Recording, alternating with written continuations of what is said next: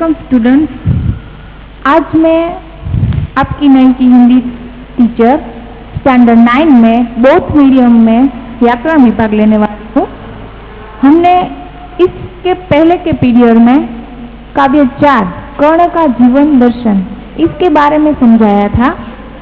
मुझे आशा है कि आप सब लोगों ने उसका रिवीजन किया होगा। मैंने होमवर्क में भी आप सबको इन पंक्तियों का भावार्थ लिखने के लिए दिया था, वो आप सब ने ठीक से किया होगा। हमारे क्लास में कई ऐसे स्टूडेंट्स हैं जो होमवर्क ठीक से नहीं करते हैं, तो मेरी उनसे अपील है कि आप लोग होमवर्क कीजिए। होमवर्क आप लोगों की पढ़ाई के लिए दिया जाता है, ये सब जो फैसिलिटी है वो आप सबके लिए ही प्रोवाइड की गई है, तो फिर इसका उपयोग कीजिए और होमवर्क ठीक तरीके से कीजिए। आज मैं आपको व्याकरण विभाग में से एक टॉपिक पढ़ाने वाली हूँ, उसका नाम है वाक्य तथा उसके प्रकार।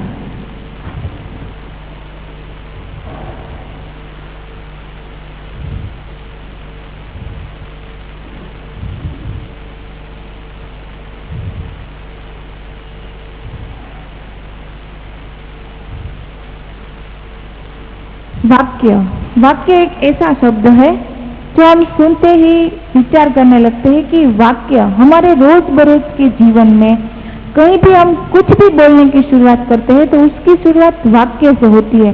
शब्दों का जो समूह है उसे वाक्य कहा जाता है। हम जो एक एक शब्द है उसे जोड़कर बनाते हैं उसे वाक्य कहा जाता है। हम वाक्य का अर्थ पुस्तक के आधार पर पढ़ते हैं। वाक्य विचार शब्दों का ऐसा व्यवस्थित सार्थक समूह जो किसी विचार या भाव को पूर्णतः व्यक्त कर सकता है, वाक्य कहलाता है। यहाँ पर कहा गया है कि एक व्यवस्थित एक सार्थक समूह जो किसी विचार या भाव को, यानी कि हम जो वाक्य रोज बरोज के जीवन में बोलते हैं वो किसी विचार को या किसी भाव को पूर्णतः रूप से व्यक्त करता है। उसे व्यक्त करने के लिए शब्दों का जो समूह है उसे वाक्य कहलाता है।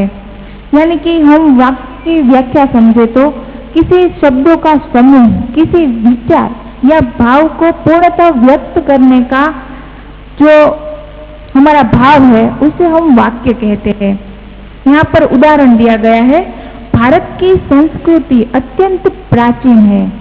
यानी कि जो भारत की संस्कृति है वो अत्यंत प्राचीन है। इस वाक्य में हमें भाव भी दिखता है, किसी का विचार भी दिखता है और उसे वो व्यक्त करने का जो भाव है यहाँ पर वो दिख रहा है कि भारत की संस्कृति अत्यंत प्राचीन है।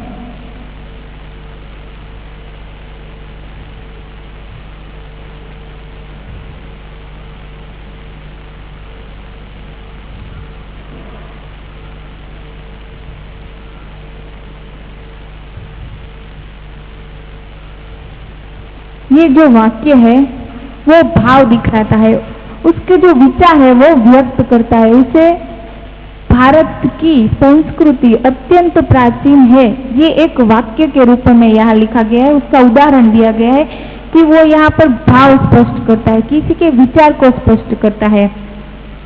इस वाक्य में प्रयुक्त सभी शब्द अर्थवान है, यानी कि सार्थक है। इस वाक्य में आप देख सकते हैं कि सभी का कोई ना कोई अर्थ निकलता है, जैसे कि भारत, उसका भी अर्थ निकलता है कि भारत हमारा सबसे बड़ा देश है।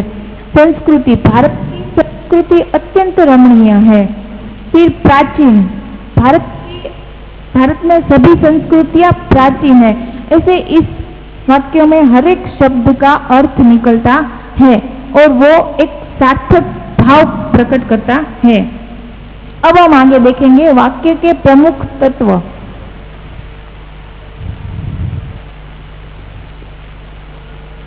वाक्य के प्रमुख तत्व,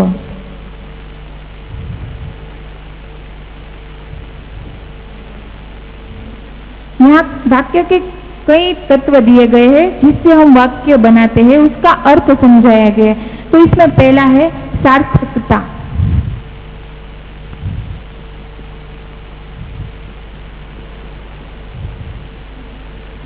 अब हम सार्थकता का अर्थ समझते हैं। सार्थकता से अभिप्राय है वाक्य में प्रयुक्त शब्दों का अर्थवान होना। वाक्य में केवल सार्थक शब्दों का प्रयोग ही किया जाता है, पर कभी कभी निरर्थक शब्दों का भी प्रयोग विशेष संदर्भ में सार्थक बन जाता है। यहाँ पर कहा गया है कि सार्थकता, हम कोई शब्द बोलते हैं, कोई वाक्य बोलते हैं तो उसमें सार्थकता, उसका जो अर्थ है वो निकलना चाहिए। कोई अर्थहीन वाक्य का कोई मतलब नहीं होता, लेकिन फिर भी यहाँ पर निरर्थक शब्द यानी कि कोई ऐसे शब्द होते हैं जिसका भी कभी कभी वाक्य में अर्थ निकल आता है, जैसे कि कुछ पानी पानी पीकर जाना, कुछ पानी पानी पीकर जाना।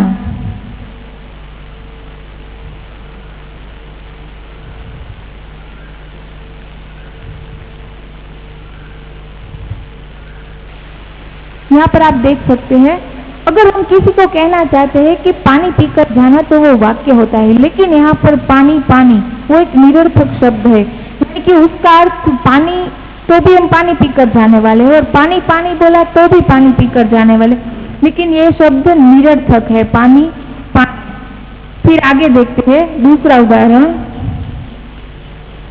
मेरे सामने ज्यादा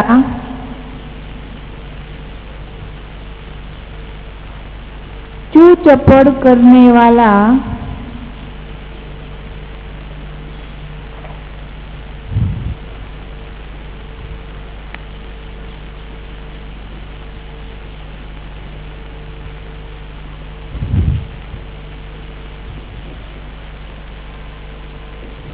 देखिए यहाँ पर चू चपड़, इसका कोई अर्थ नहीं निकलता है। आप जहां भी देखेंगे, जिसमें भी देखेंगे चू चपड़, इसका कोई अर्थ नहीं निकलता, यानी कि वो एक निरर्थक शब्द है। लेकिन फिर भी हमें समझ में आता है कि मेरे सामने ज्यादा चू चपड़ करने की कोशिश मत करना, यानी कि ज्यादा कुछ बोलने की कोशिश मत करना। ऐसे शब्द को निरर्थक शब्द कहा जाता है। वो भी कई शब्द कई वाक्यों में सार्थकता प्रदान करते हैं। आगे देखते हैं सेकंड टॉपिक, योग्यता।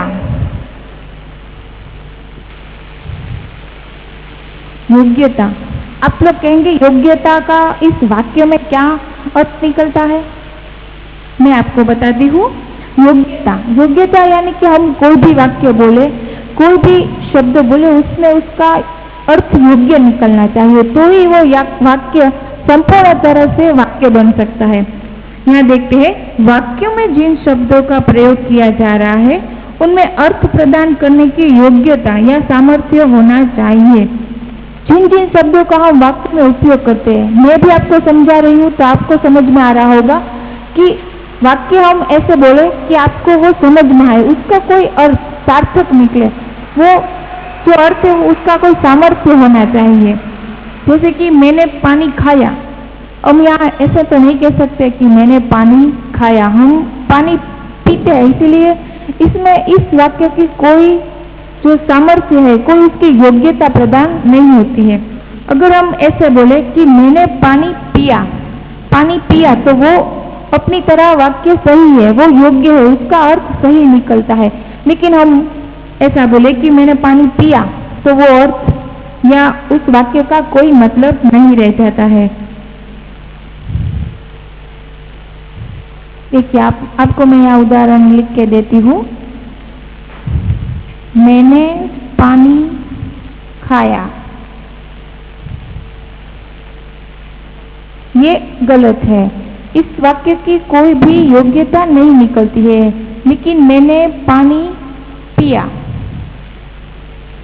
तो ये सही है, इस वाक्य की योग्यता है, जो इस वाक्य का जो अर्थ है वो की समझ में आता है, इसकी कोई सार्थकता है, इसकी कोई जो समानता है वो यहाँ पर सही दिखाई गई है कि ये वाक्य बोलने लायक है, इसमें जो शब्द है वो सही है, उसका कोई अर्थ निकलता है।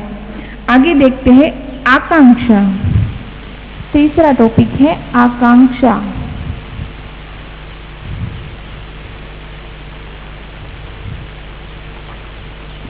आकांक्षा से आशय है वाक्य अपने आप में पूरा होना चाहिए, अर्थात उसमें किसी भी शब्द की कमी के कारण अर्थ प्राप्ति की जिज्ञासा न बनी रहे।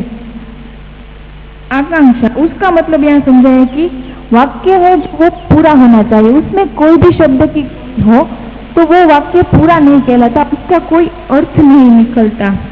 हम जब वाक्य पूरा करते तो उसके अंत में चाहता हूँ, पढ़ना है, खाना है, पीना है, ऐसा जो लास्ट में जो शब्द आता है वो हम बोलते हैं, इसीलिए वाक्य पूरा कहलाता है। अगर हम आधा अधूरा वाक्य बोले तो उसकी जो मतलब है वो हम समझ नहीं पाते।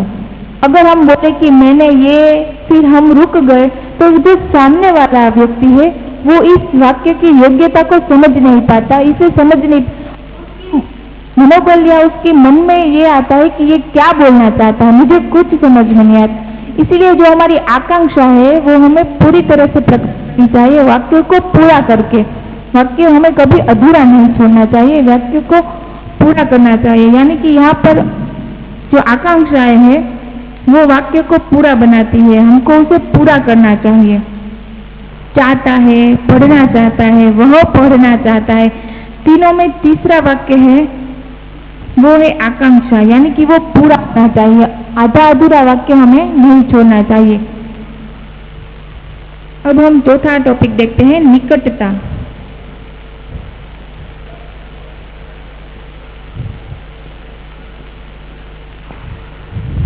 निकटता, वाक्य में शब्दों को बोलने और लिखने में निकटता होनी चाहिए।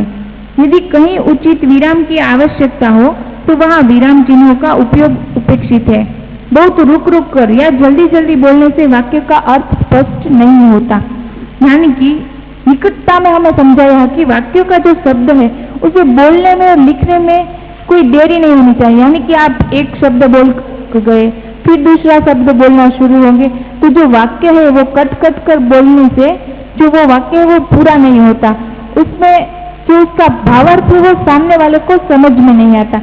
यानी कि निकटता, जो वाक्य है वो एक साथ बोलने में ही वाक्य पूरा कहलाता है।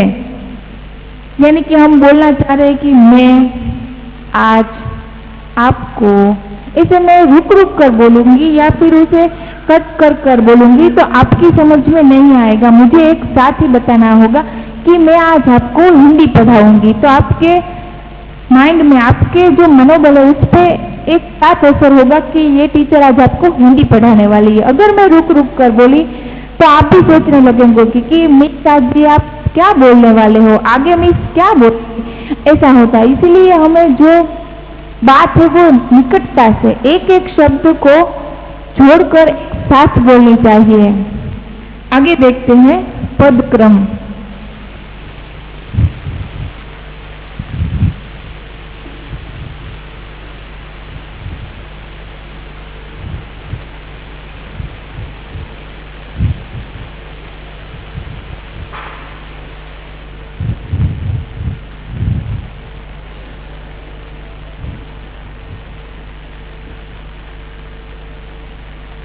पदक्रम ये हमारा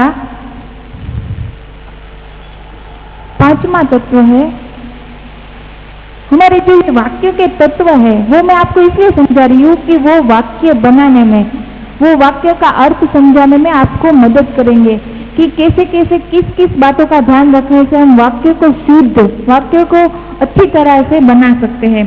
पदक्रम, वाक्य का सही अर्थ तभी स्पष्ट होगा जब उसमें प्रयुक्त सभी शब्द उचित कर्मों में प्रयुक्त किए गए हो।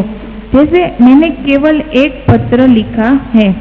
पदक्रम यानी कि वाक्य है उसका जो पद होता है वो सही होना चाहिए। जैसे कि पहले कर्ता, उसके बाद में उसका कर्म, उसके बाद में उसके अन्य शब्द, ऐसे हो तो वाक्य उसके क्रम में सही लगता है।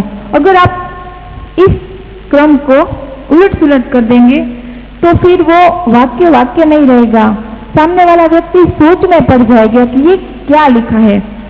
केवल पत्र एक है, लिखा मैंने। देखो यहाँ पर मैं उदाहरण देती हूँ। मैंने केवल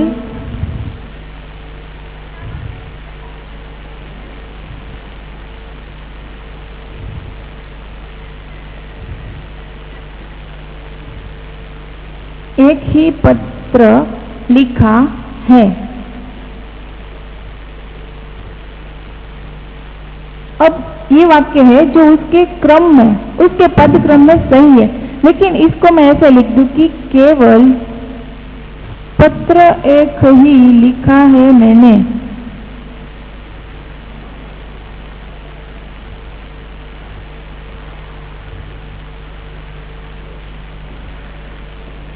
देखिए, अगर पद क्रम में देखा जाए तो मैंने केवल एक ही पत्र लिखा है, ऐसा बोलना, ऐसा लिखना है वो सही होगा। लेकिन अगर ऐसे लिखे कि केवल पत्र एक ही लिखा है मैंने, ये भी वाक्य है और ऊपर वाला है वो भी वाक्य है, ये दोनों वाक्य ही है। लेकिन अगर हम देखें तो पद क्रम में जो ये पहले वाला वाक्य है वो उसकी जगह सही है, ये वाक्य गलत हो जाएगा। यानी कि जो शब्द है वो लिखना, उसको समझना, ये भी वाक्य में एक अनोखी बात है कि उसको हम सही तरीके से लिखें तो जो सामने वाला व्यक्ति है उसके मन में सही अर्थ आएगा। अगर हम उसे गलत लिखेंगे, ऐसे लिखेंगे, तो सामने वाला व्यक्ति है जो उसे पढ़ेगा, जो इसे समझ ही नहीं पाएगा। ऐसा यहाँ पर पद क्रम में क्या आ जाता है, अन्वयी। आगे देखते हैं, छठा तत्व है अन्वयी। अन्वयी का अर्थ है मेल। मेल यानी कि हम जो बोलते हैं उसका मेल सही बैठना चाहिए। जो वाक्य है उसमें जो मेल होता है, यानी कि एक के बाद जो एक शब्द आते हैं उसका मेल सही तरीके से बैठना चाहिए, तो वाक्य सही कहलाता है। अन्वयी का अर्थ है मेल। वाक्य में प्रयुक्त किए जाने वाले शब्दों में कर्ता, कर्म, वचन, कारक, क्रिया आदि में उपयुक्त मेल होना चाहिए, अन्यथा वह वाक्य शुद्ध नहीं कहलाए। जैसे हम खाना खाता हूँ, देखिए यहाँ पर कोई मेल नहीं है, हम खाना खाता हूँ ऐसा तो हम नहीं बोल सकते। आप लोग घर में अपनी मम्मी को ऐसा कहते हैं, मम्मी मैं खाना खाता हूँ। आपको यहाँ पर ऐसा कहना चाहिए कि मैंने खाना खा लिया या मैं खाना खाना चाहता हूँ। इसे वाक्य का मेल कहते हैं। अगर हम पद की क्रम की जगह कोई दूसरा शब्द दे और अन्य शब्द की या कर्ता की जगह कोई दूसरा शब्द बिठा दे तो वाक्य का कोई मेल नहीं रहता, उसका कोई अर्थ नहीं निकलता। यहाँ देखिए अन्वय, उसका अर्थ होता है मेल, वाक्य का मेल। वाक्य में शब्दों का मेल।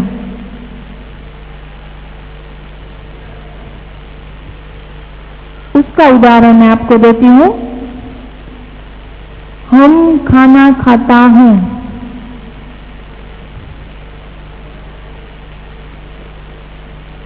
इस वाक्य में कोई मेल नहीं है, इसकी जगह हमें बोलना चाहिए कि हम खाना खाते हैं।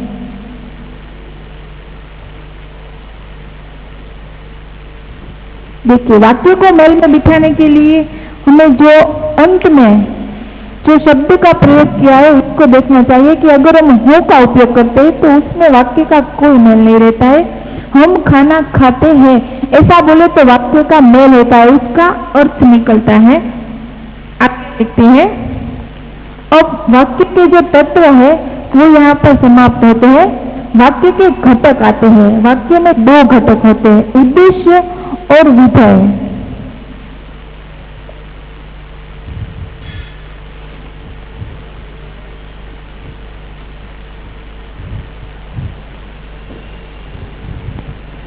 जिन अवयवों को मिलाकर वाक्य की रचना होती है उन्हें वाक्य के घटक कहते हैं। संरचना की दृष्टि से वाक्य प्रधान रूप से दो ही घटक होते हैं।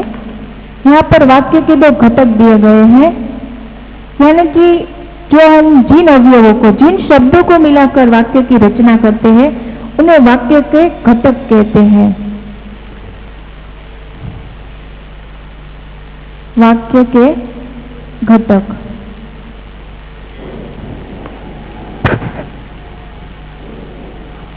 अवयवों यानी कि जो शब्द है उनको मिलाकर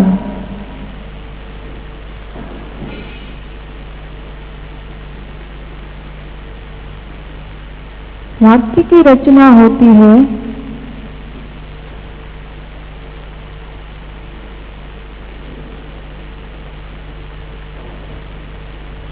उन्हें वाक्य के घटक कहा जाता है।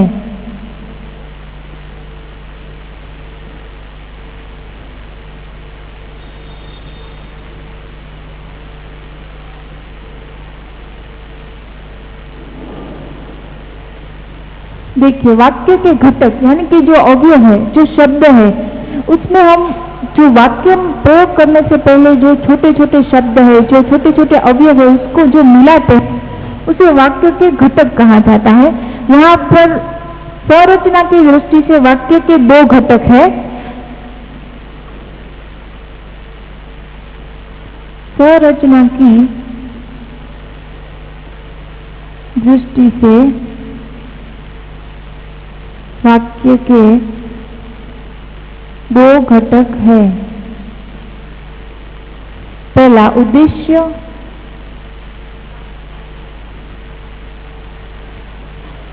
और दूसरा विधेय।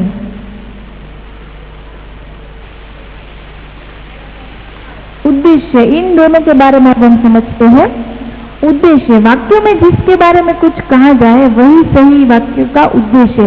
उसके अंतर्गत कर्ता तथा कर्ता का विस्तार आ जाता है। यहाँ पर उद्देश्य के बारे में लिखा है कि अगर हम उद्देश्य के बारे में समझे तो वाक्य में जो कुछ कहा गया है वो सही तरीके से किया जाए और उसमें जो शब्द का, जो कर्ता का उपयोग किया गया है वो ऐसे किया जाए कि उसका जो उद्देश्य, जो वाक्य हम बोलना चाहते हैं, उसका जो उद्देश्य है वो सामने वाले को समझ में आ जाए। यहाँ पर हम देख सकते हैं, एक उदाहरण ले सकते हैं कि आज मैं स्कूल आने वाली हूँ। यहाँ की आज मैं स्कूल आने वाली हूँ, इसमें जो वाक्य का उद्देश्य है वो हम समझे तो स्कूल आने वाली हूँ, ये वाक्य का उद्देश्य हुआ है। और घटक यानी कि मैं आज, ये उसका घटक हुआ। ये एक उदाहरण था कि मैं आज स्कूल आने वाली हूँ, मैं आज आपको पढ़ाने वाली हूँ। तो इस वाक्य में उद्देश्य है, जो वाक्य का उद्देश्य वो हम समझे तो पढ़ाना, आज आपको पढ़ाना वो वाक्य का उद्देश्य है। विधेय, हम विधेय के बारे में समझते हैं। उद्देश्य के बारे में जो कुछ कहा जाए वो विधेय है। उसके अंतर्गत क्रिया, क्रिया विस्तार, कर्म, कर्म विस्तार आदि आ जाते हैं। यहाँ पर मैं आपको समझाऊं तो उद्देश्य में कर्ता और कर्ता का जो विस्तार है वो समावेश होता है। और विधेय, विधेय में कर्म और कर्म का विस्तार समावेश होता है।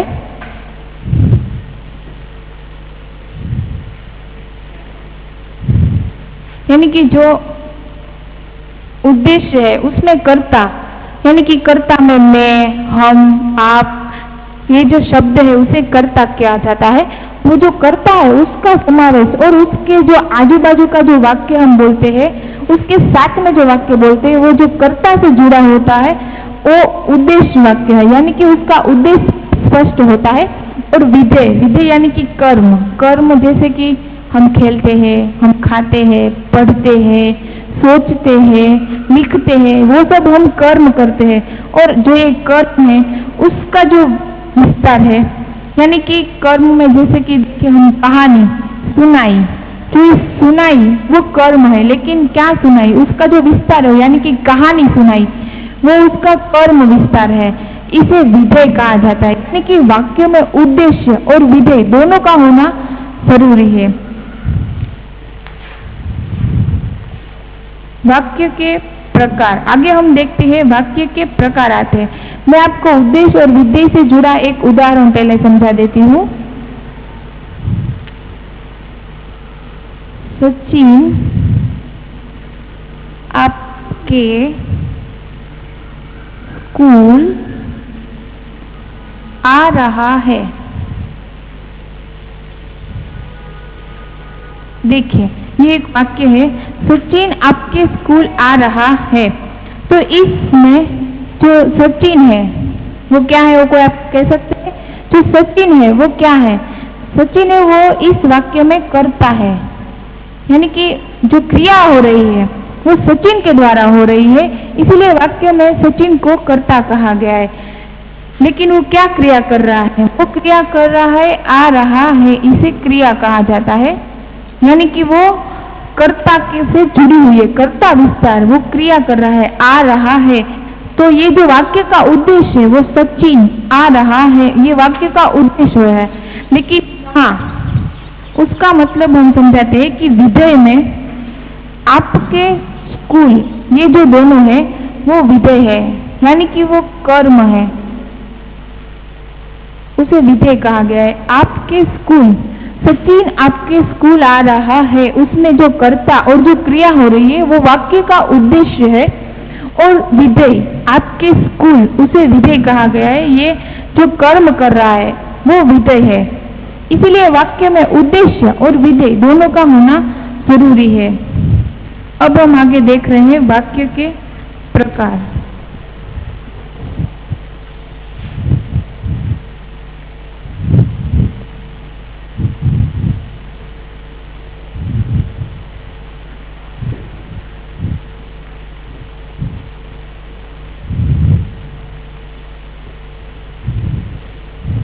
आगे आते हैं वाक्य के प्रकार। अब तक मैंने जो आपको समझाया है सुख, तत्व और उनकी जानकारियां थी।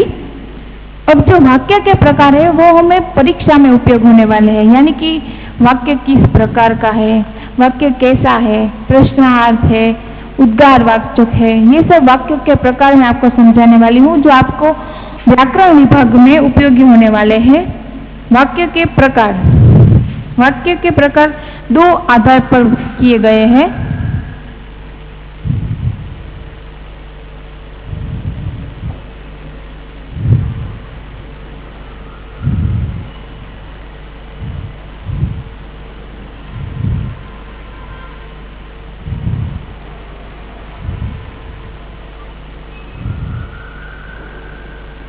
वाक्य के जो प्रकार है वो यहाँ पर दो आधार पर दिए गए हैं, अर्थ के आधार पर और रचना के आधार पर। आज हम लोग पढ़ने वाले हैं अर्थ के आधार पर। अर्थ के आधार पर वाक्य के 8 भेद है। अर्थ के आधार पर यहाँ पर उसके 8 प्रकार है। कितने कितने प्रकार है? आप में से कोई बोलेगा? वाक्य में अर्थ के आधार पर वाक्य के 8 प्रकार है। उसमें से पहला है विधानवाचक वाक्य।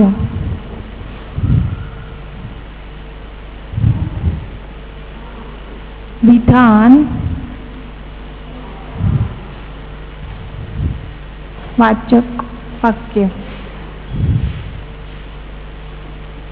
देखिए विद्यार्थी मित्रों, आपको ये जो वाक्य है वो एक एक विधानवाचक है, निषेधवाचक वाक्य है, वो एक एक अच्छी तरह से समझनी होगी। यानी कि जो परीक्षा में जब पूछा जाएगा तो सब वाक्य एक साथ दिए जाएंगे, तो उसमें से आपको अलग अलग प्रकार के वाक्यों को चुनकर उनका अर्थ लिखना है, उनका जो मतलब है उसको समझकर आपको उसका प्रकार लिखना है। इसीलिए मैं आपको पहले समझा देती हूँ। विधानवाचक वाक्य, जिस वाक्य में कार्य के होने का अथवा करने का सामान्य कथन हो उसे विधानवाचक वाक्य कहा जाता है। यानी कि जिस वाक्य में जो कार्य करना होता है, जो कार्य होने वाला है, उसका जो सामान्य कथन है वो समान होना चाहिए। विधानवाचक वाक्य, प्रियोदा सेवाभावी थी। यहाँ पर जो कर्ता है प्रियोदा, वो सेवाभावी थी, उसे विधान वाक्य कहा है। डॉक्टर ने आराम करने के लिए कहा था। डॉक्टर ने आराम करने के लिए कहा था, यानी कि इस वाक्य में जो कार्य है वो आराम करने का था, उसका समान अर्थ निकलता है कि डॉक्टर ने आराम करने को कहा था। यानी कि जो यहाँ पर विधानवाचक वाक्य है उसके अर्थ में जो सामान्य कार्य करना होता है, जो सामान्य हमें बात कहनी होती है, उसका अर्थ सामान्य निकलना चाहिए।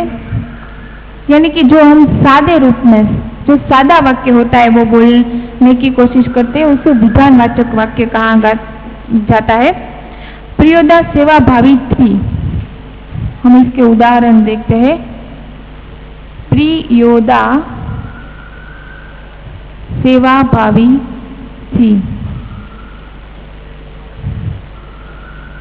यहाँ पर आप देख सकते हैं कि प्रियोदा सेवाभावी थी, तो इस वाक्य में जो उसका कार्य का अर्थ निकलता है वो कार्य है सेवा। यानी कि हम विधानवाचक में देखते हैं कि कोई व्यक्ति जो कार्य कर रहा है उसका जो अर्थ है वो सामान्य निकलता है, यानी कि कार्य करने के रूप में निकलता है। तो वो अर्थ है सेवा भावी, यानी कि किसी की सेवा करना, किसी को मदद रूप होना।